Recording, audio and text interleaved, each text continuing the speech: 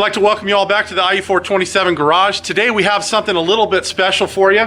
We actually have a featured car that we're going to be focusing on today. And who we have here is Mike Hartman, the owner of the car. And this is a Mark III that Mike built about how many years ago? 10.5 years. About 10 years ago. Yeah. And we're going to turn the camera around and we're going to have Mike give us a little tour of the car. Okay, Mike, pretend that I'm, at a car show and I walk up to you and I ask you to tell me some special things or tell me about your car. This car is a 2010 3.1. It took me 1.5 years to build it, and little by little I kept assembling parts and saving money to buy all the parts I wanted, because I bought a partial kit, not a complete kit. Because there's a lot of parts I'd seen on other cars that I wanted to upgrade immediately. Well, that's another question. When you bought, or when you initially ordered your kit, was the complete kit even available? Because just as a for instance, Mike, in my case, the complete kit wasn't available. You know, mine's an early early Mark III. There wasn't a 3.1 when I ordered mine. And at that time, Factory 5 only sold a base kit. That was the only kit. And so, was the complete kit available when you did your car? Yeah, the complete kit was available, but I looked on the forum and I could see so many people were selling so many parts that they had upgraded. I didn't want to buy all those parts I know I was going to sell. Okay, so while we're on that subject, what are those parts? What's an example of some of those parts that you bought from the community? Yeah. That you didn't necessarily buy directly from Factory 5, and what did it allow you to save any money? Didn't save money, but I built the car not using any used parts or donor parts. So the whole car was built with new parts. Okay, I'm going to cheat because I know these cars pretty well. Now, are you using SN95 spindles? I am using, because not to cloud the water here, but that's a donor part, Mike. So. Is that one of the parts that you completely disassembled, refurbished? That's one of the parts I got from Cannonball and cleaned up totally and used that. Okay. And the drive shaft in the car was a Mustang drive shaft that I had cut down and re-welded and balanced. Okay, okay. But majority of the parts on the car were absolutely brand new. The wheels are pin drive wheels that I bought from a vendor down in Southern California. And from the outside, of the gills on the car I bought from a vendor in Florida. They're polished stainless. The front bumperettes I bought from, it used to be in Florida, now he's up in the Bay Area in San Francisco. And that's where I bought the glass wind wings and the vendor, and the roll bar I bought from Factory 5 painted, and then I stripped it and I ground down the weld on it so it looked perfect, and then I had it chrome plated. Okay, so you actually got the roll bar with your kit, and it was the black powder coated version. No, it was just spray painted so it wouldn't rust. Oh, really? It had nothing on it. Oh, okay. It was beer. Okay. As we walk around the rest of the car, what other features do you have that you'd like to point out? Well, I took the hinges and had those mounted on the interior because I thought that looked a lot cleaner. It does. It does. I had a Mark 3.1. The bodies doesn't come rolled, so I had that done when the car was painted. And who painted your car? Jeff Miller down in Temecula. And are you happy? Are you happy with the paint job that Jeff did? I was absolutely thrilled about the paint job. I couldn't believe it. Okay. Well, those of us that know Jeff know that he can be quite a character. Do you have any special stories with him or Jose? No, not with Jose, but with Jeff's dogs he had.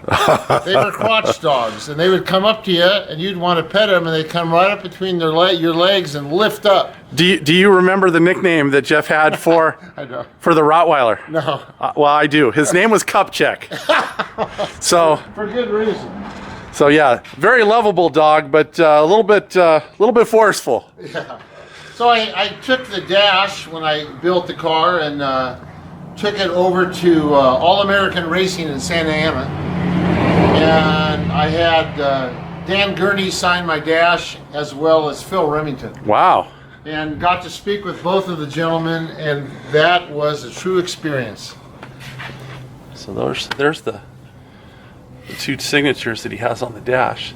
Now, when it came to the interior, did you go by the Factory 5 template, or did you decide to do something a little bit different and on your own? Well, the Factory 5, the carpet that they give with the partial kit is not period correct. So I bought this carpeting and used their carpeting as a pattern. And how did that work out? It worked out great. It's still here. It wears great, and it's just one more thing that sets aside my car from someone else's. Now, did you decide to do any of the heat and sound mat under the carpeting? Did you do anything to insulate the cockpit in any way? Yeah, I use fat mat. I believe that's what it was called. Okay. Put fat mat everywhere. And also in the trunk. Now, did you drive the car before you had all of the interior finished? And did that heat and sound mat make a big difference in the amount of heat that migrated into the cockpit? I drove, before I finished the car, when it was go-karting, I drove it a minimum of 100 miles in my neighborhood. Wow. I used to drive my son to school in it, and the seats weren't even bolted in. I think we'll get into that question about your neighbors a little bit later. But let's open the hood and let's talk a little bit about what you chose for a powertrain. And the scoop on this, this car came with a scoop. I like the look of the screws here, so I had that scoop cut off, added this scoop. And then if you look on the back side, you see I had a setback on there, so you don't look straight down from the hole and see the engine. So that's all work that Jeff Miller did for you? Correct. It just... And so for those of you that don't know, on the Mark IIIs and befores for the Factory 5 Roadsters, the scoops came molded in. So it's not a simple matter of just not installing the scoop. That scoop had to be taken off. Yeah. The hole needed to be massaged, and then Jeff had to, this is probably one of Jeff's scoops. He does the ones he makes out of fiberglass. Right. So, yeah. Very, very nice. So that, and then working on, because I had ridden in other friends' cars, one was Darren's, and on a very hot day, so I learned that you definitely want to put cooling for the foot boxes. But the hose that came with that kit was terrible. So you can see the hose I used, never had a problem. And where'd you end up getting that hose from? It's a local vendor in Anaheim. Okay. That sells those hoses. That worked out really, really well. And then I have to go back on not using any used parts because I did put a used cooling fan in it that I picked up at, I'll say, a recycling yard, not a junkyard. So like a pick and pull. A pick and pull, correct. So it's one of the yards that you can actually walk in, harvest the parts yourself, correct. Go to the cashier, pay for the part, and then you take it home with you. And pay, like 1/10 of what it would cost at a Ford dealer. Okay, so for an example, when you built the car, how much did you pay for that fan, if you remember? Gosh, not more than $30. Wow. Not more than $30, and then I just attached it to the existing radiator that came with the car. And it's worked perfect. The car has never overheated. Wow, that's great. So since we're talking about the engine, yeah. What did you choose for an engine? Well, I had ridden in another friend's car, Kuros, who had this engine, and he gave me his car for the day. Wow, some friend. Yeah, I wouldn't let you drive my car. I didn't. Kuros never driven my car. But I drove his car, and I loved the power.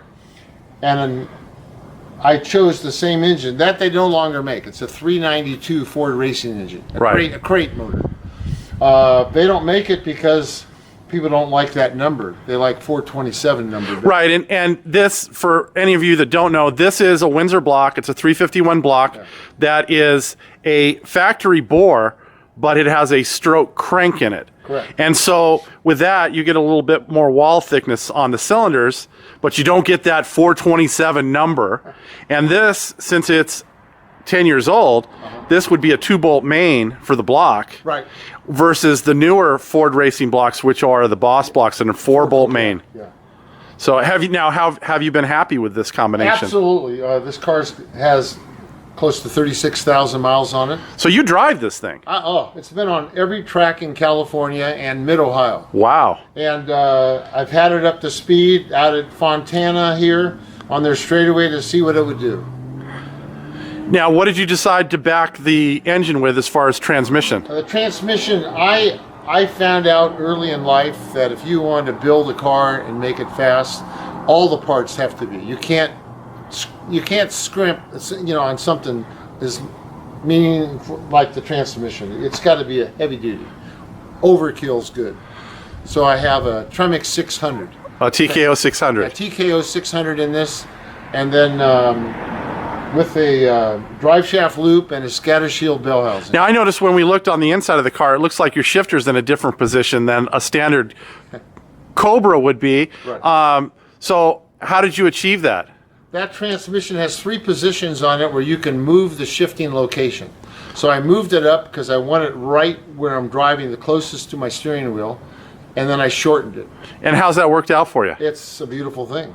Now, a lot of people have complaints about the TKO transmissions in general. They're very notchy. They're almost like driving a big semi-truck because they just don't want to go directly into gear. What's been your experience with that? Transmission has been flawless.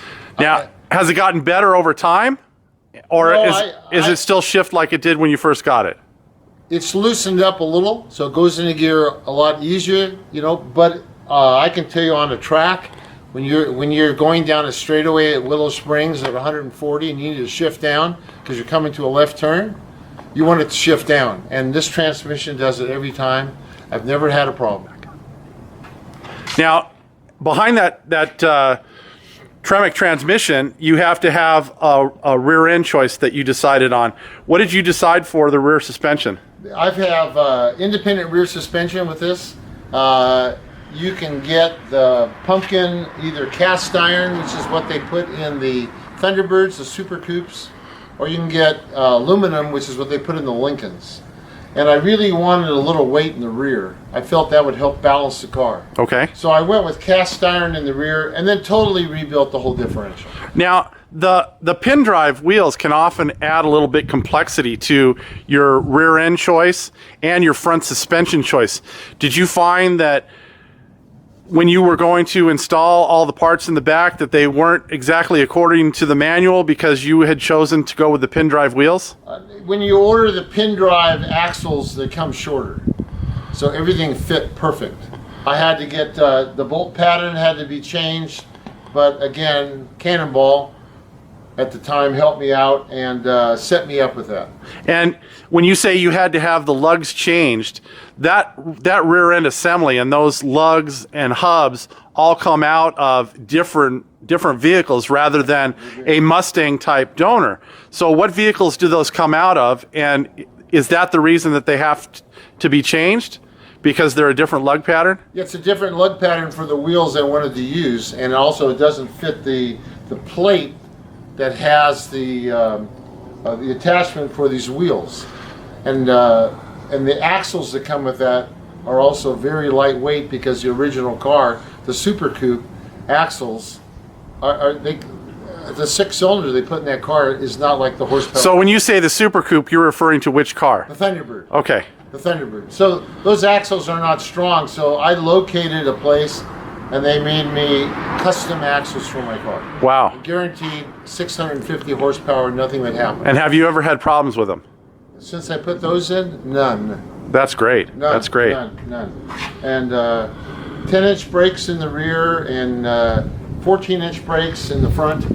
And what variety of brakes are those? Well, the rear brakes are the 10-inch brakes that came out of the Super Coupe Thunderbird. Never had a problem with them.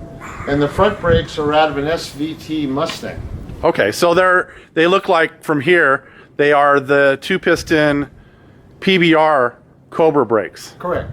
Okay. But the car they're built for is a 3,400 pound car, and this car is basically 2,300 pounds.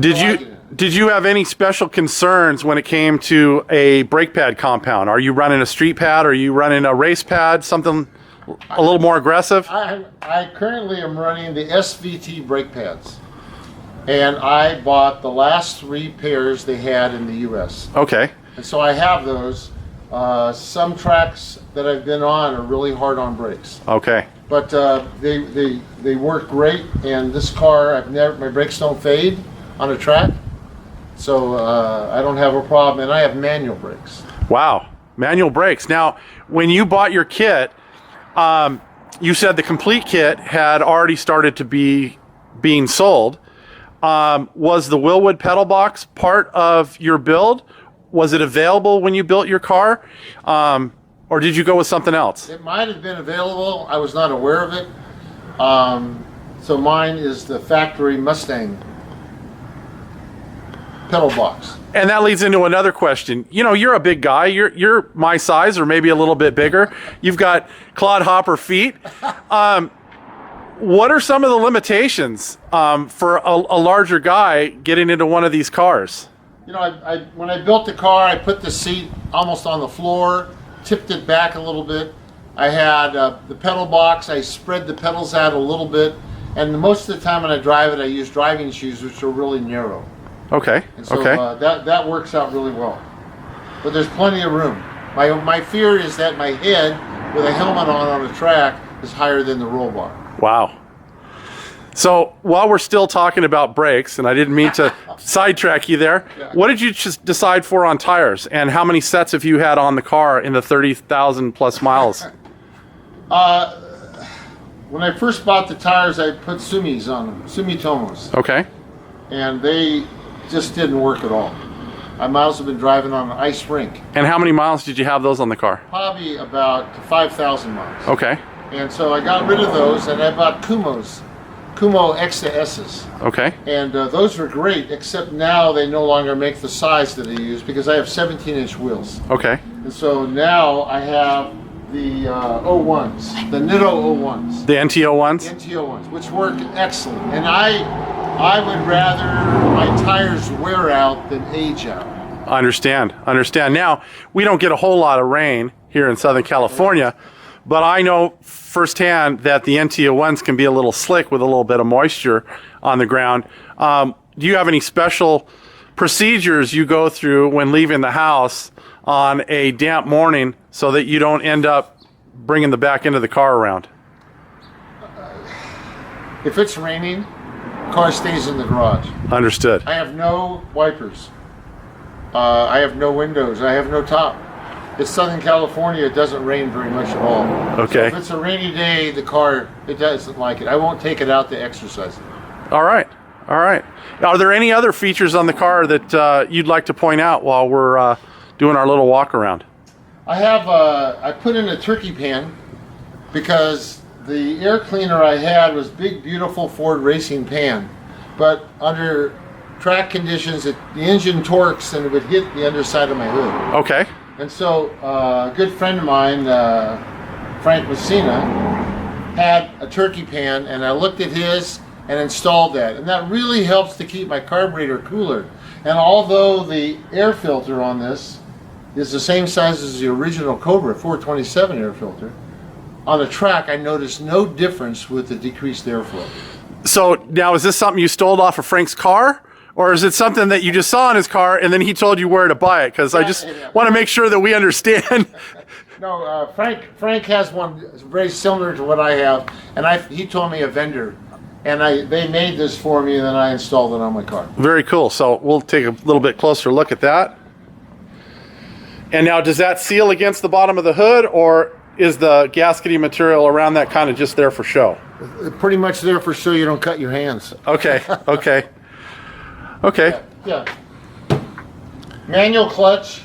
I ran aluminum. I had a problem on the track where the bolt that the alternator pivots on broke at speed, and I drove through my own antifreeze, which is not good to do at over 100 miles an hour. Wow. And I came back and I changed to all silicon hoses, and I got aircraft aluminum tubing and designed my own tubing so that will never happen again. Okay, well let's take a look at that. So all silicone type hoses, and then it looks like you've got some like couplers in between.